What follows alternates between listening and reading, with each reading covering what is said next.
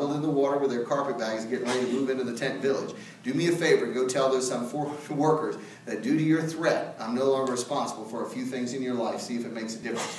He said, number 1, any food they want to eat, chuck wagons closed. Any lodging they need, tent village is off limits. You're trespassing on property right now. And number 3, and most importantly, any transportation back off this island, my boat is no longer available. Oh, you think the boat schedule's bad now?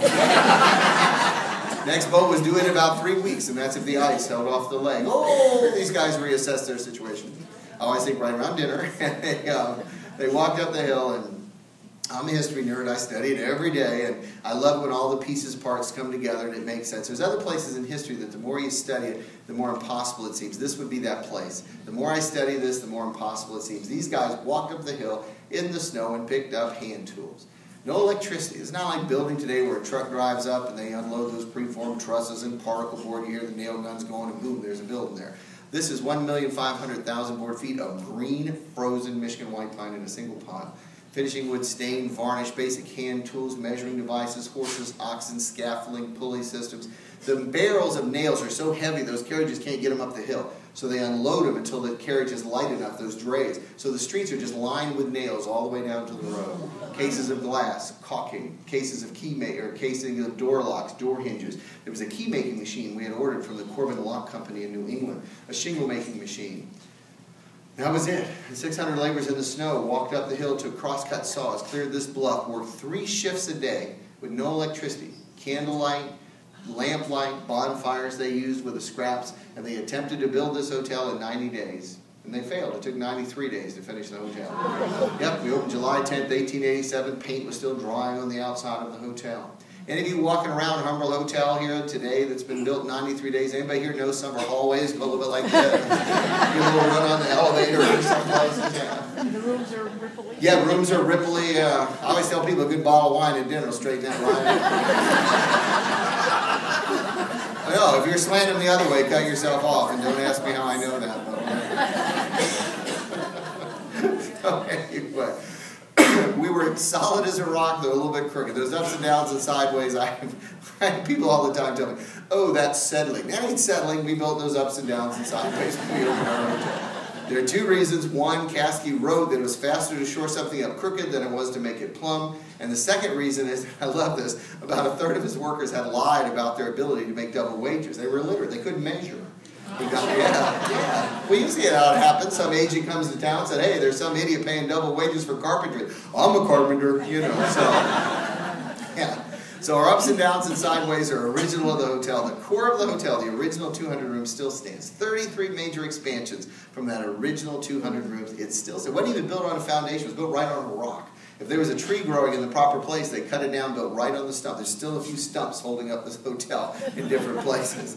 We were solid, we were elegant, but simple. The only painted area of the hotel was the outside, this big, long, colonnaded hotel. Inside, we were pretty dark. There was no painted areas, as bright as we are today. Raw wood, stained wood, natural wood, very basic spindle style or Quaker style furniture. We're trying to attract these socialites, so we had to have some amazing amenities at our hotel because, again, the competition was huge with other transportation companies and their series of grand destinations they were building to lure the people out of the cities. So we had a couple amazing things.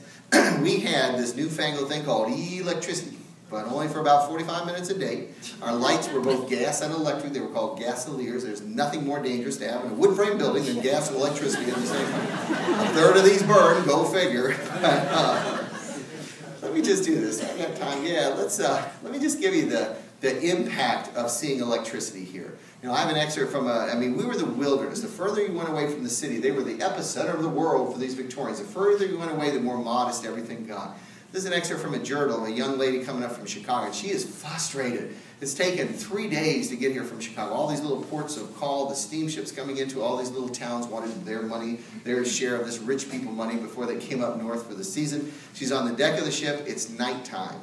And she describes the Great Lakes in her journal as completely dark. There's not an electrified structure within sight for miles.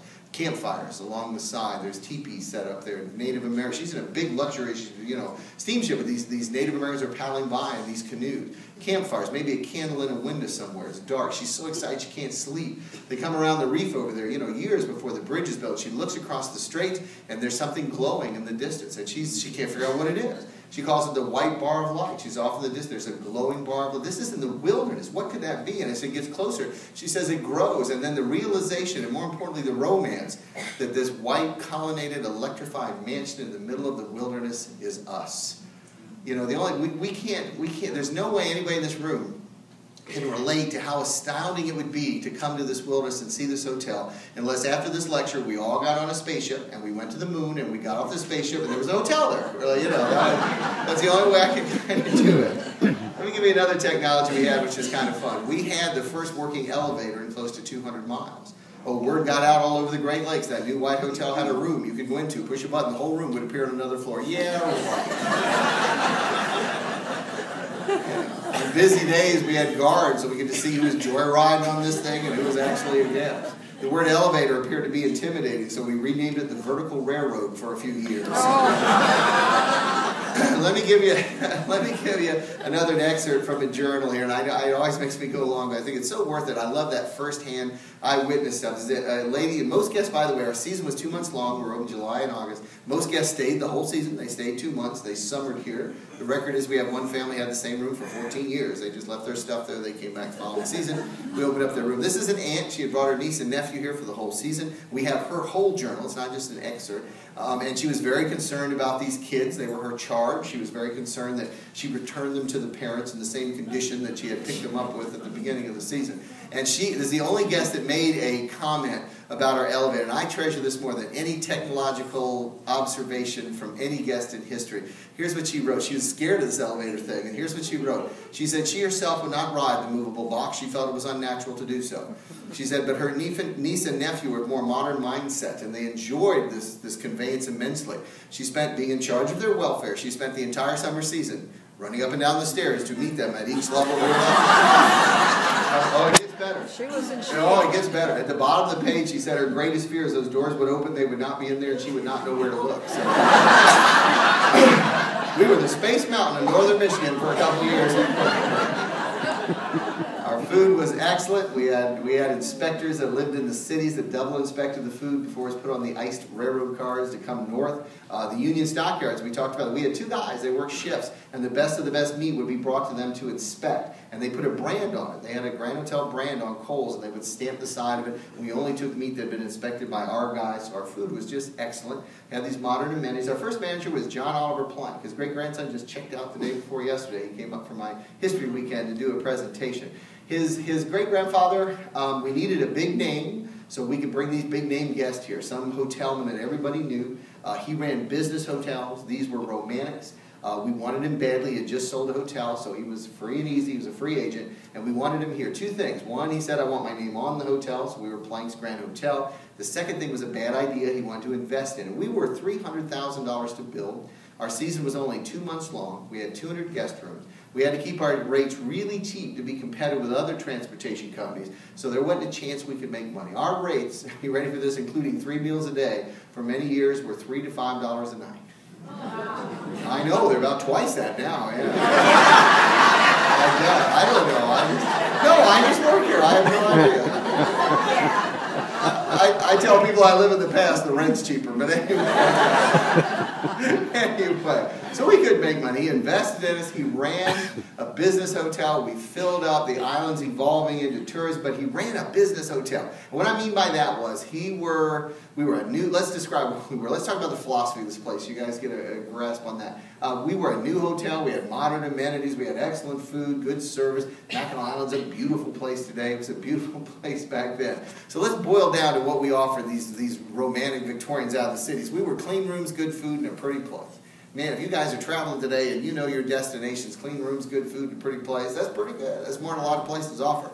And this is hard to wrap your mind around. We're a resort. We charge more than that. We better offer more than that. These Victorians were romantics. They read these ads and stories, this hyperbole and incredible lies we told in our advertisements to get them to come here, about this life-changing experience to come to Mackinaw Island, the Ferry Isle. And all we gave them was clean rooms, good food, and pretty appliances. This is my 27th year studying old hotels. I write about them. I travel there in the wintertime. You got to go there. These places have to be more than lodging. They have to have a heart, a soul, a spirit, an animation. What do we sell here? You know, the hardest thing when I train a new employee at the beginning of the season, they look me in the eye and I say, we don't sell food and lodging here. We sell a summer experience. We sell a summer memory. That's what we do. It's not one thing that we do. It's all those pieces put together. And if that whole experience, no matter what part of it you like better than the other, the whole summer experience, that package is what we sell. And if we do that, you come back. And you've got to be more than lodging. We charge more. We better offer more. It's important today. It was super important in these Victorians. Our first guy did not get it. He ran a clean, ship-shape, military-type hotel. Guests came. They were romantics. We didn't give him anything to do. Nothing romantic. He left. They bought him out in 1890. Went on to be very successful. Like I said, I'm real good friends with his great-grandson. The company decided, the company again being these three transportation companies, decided to lease us out, 10-year leases, young, ambitious managers with the potential of making some money around here. And the fellow that took the lease between 1890 and 1900 is just flat out our hero.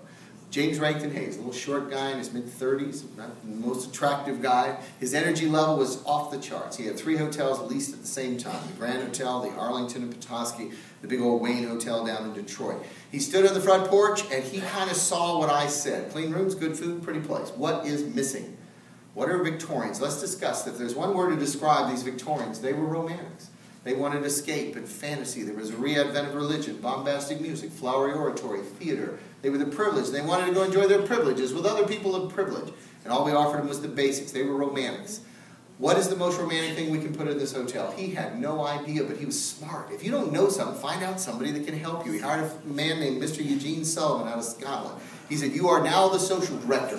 You go out and you find the single most romantic thing we can put in this building to make us the center of attention. We want to be the center of attention in these social pages in the cities, and that's going to make us some money, because we hadn't made money just yet. He goes out and he does some research about 3 weeks before we open, and he comes back and he makes his report, and it is just one thing.